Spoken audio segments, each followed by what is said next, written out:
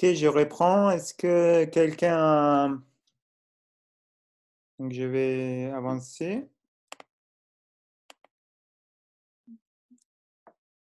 Donc, les questions qu'on a posées, donc avec ce système de 3 cuves alimentés par 2 pompes, qui est décrit dans la boîte bleue.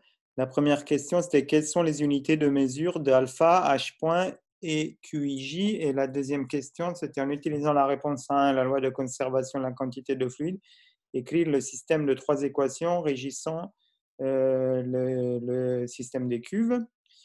Et le conseil, c'est pour chaque cuve, utiliser la relation volume entrant moins volume sortant par seconde égale volume restant par seconde.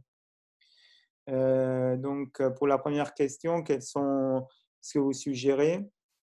Donc, j'ai une question SGN, oui, c'est la fonction signe.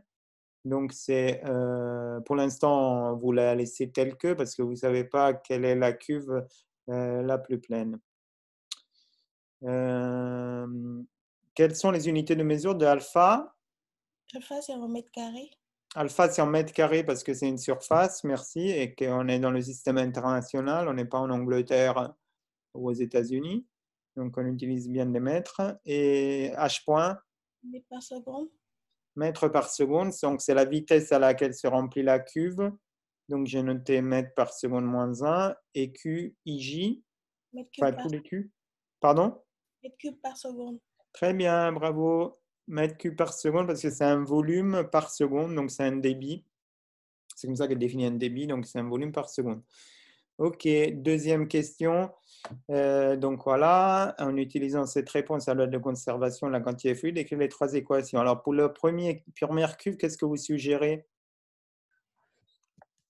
On peut mettre Q en 3 est égal à alpha fois H1.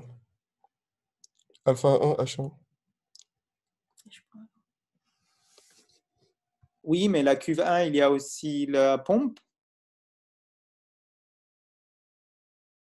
Tu ne l'as pas cité, je crois, qui intervient.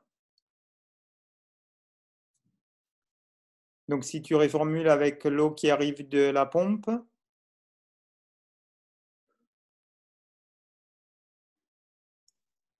volume entrant. Q1, 3, non? Regardez bien l'image, vous avez les flèches. Donc, volume entrant, c'est Q1.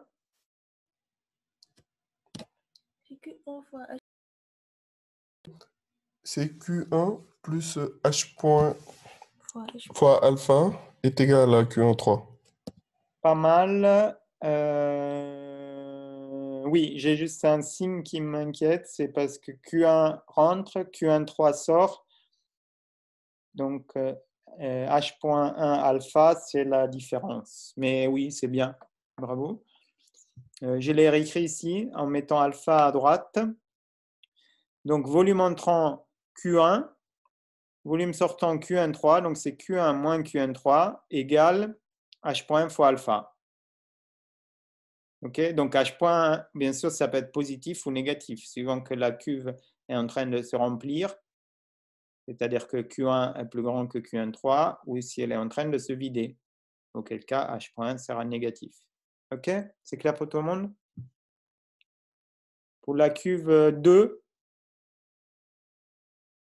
si j'écris l'équation comme celle-ci, qu'est-ce que ça va être?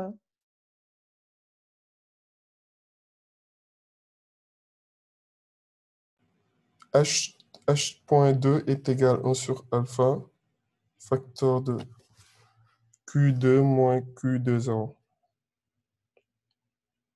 Oui, il manque un truc. Plus Q1,2. Plus Q3,2, super. Voilà, ou moins Q2,3, hein, ça revient même.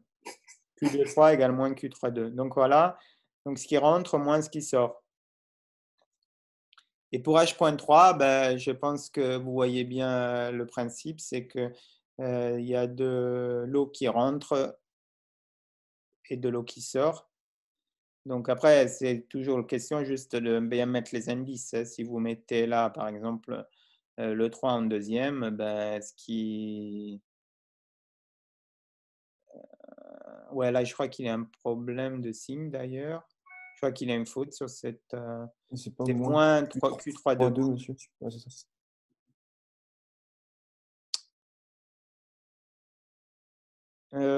Non, pour la deuxième, c'est bon. Par contre, pour la troisième, il y a Ouais, une je parlais faute, pour la, c'est pour la Q3,2. troisième. Pour la troisième, c'est plus Q2,3. Donc, je me suis trompé. Il y a un plus Q2,3 à la fin. OK, donc je vais corriger ça dans la version que je vous enverrai en PDF. OK, donc maintenant, qu'est-ce qu'il faut faire? Il faut expliciter tout ça. Donc, je ne sais pas si vous l'avez fait pendant la pause, qui n'était pas une pause. Il faut remplacer les QIJ. Donc, si je le fais sur la première, ben, c'est simple. Je vais juste remplacer I et J par 1 et 3. Je ne peux pas aller plus loin parce que je ne connais pas les valeurs. Donc, signe reste signe. OK? Mais j'ai juste remplacé Q1, 3 par tout ça. Là, c'est un peu plus long parce qu'il y a 2, 3 et 2, 0. Par contre, comme on considère que le bac, il est à 0, on peut simplifier un petit peu Q2, 0 parce que H0 est nul. OK? Et la troisième, c'est celle-ci. Et de nouveau, ah, là, le signe est le bon.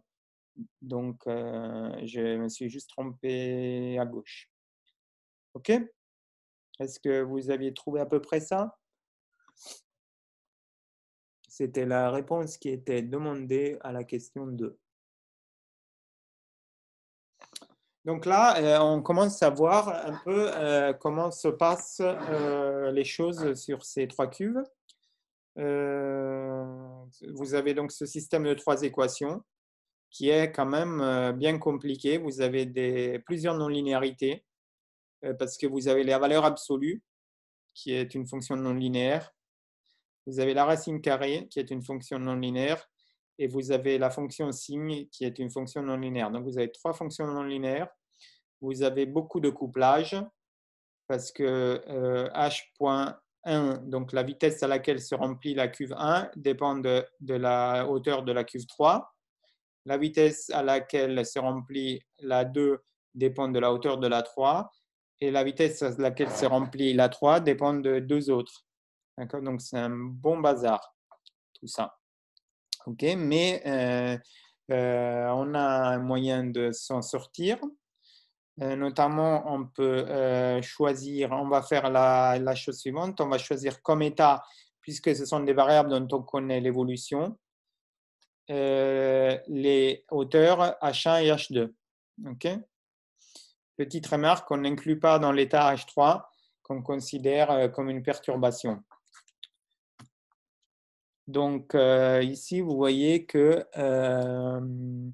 on a choisi, ça c'est un peu la règle d'or en automatique, on choisit toujours les états comme étant les variables dont on connaît les dérivées. Et là, comme vos équations différentielles sont avec les h en dérivée, ben c'est une bonne chose de choisir les h comme variable d'état. Comme vecteur de mesure, vous savez qu'on peut mesurer les hauteurs, donc on va prendre en gros la même chose. On peut aussi mesurer H3, mais par simplicité ici, je considère juste H1, H2. Et comme commande, puisque ce sont les seules choses que je peux contrôler, je vais choisir Q1 et Q2. Okay? Donc j'ai utilisé la même notation que d'habitude, l'état c'est X, la mesure c'est Y et la commande c'est U. Donc, la question pour le deuxième TD, c'est mettez le système sous la forme suivante. OK, donc ça, c'est le mieux qu'on puisse faire avec ce système. Je vous aide. Et on peut écrire x point égale f de x et de h3 qui est considéré une perturbation, plus 1 sur alpha fois u, et y égale c fois x. D'accord? Donc, on vous demande de déterminer f et c pour que le système suive cette forme-là. Et je vous invite à regarder bien les notations. Donc, ce qui est en gras, c'est un vecteur. Ce qui est en majuscule, c'est une matrice. Et à noter que le système non linéaire est couplé, mais ça, on en a déjà parlé. Il est non linéaire parce que vous avez les fonctions signes, racines et valeurs absolues. Et il est couplé parce que chaque dynamique la dynamique de chaque composant d'état dépend des autres composants d'état. OK, donc je vous laisse quelques minutes pour faire ça. Ce n'est pas dramatique, c'est surtout regrouper les variables suivant ce qui est indiqué et trouver F et C.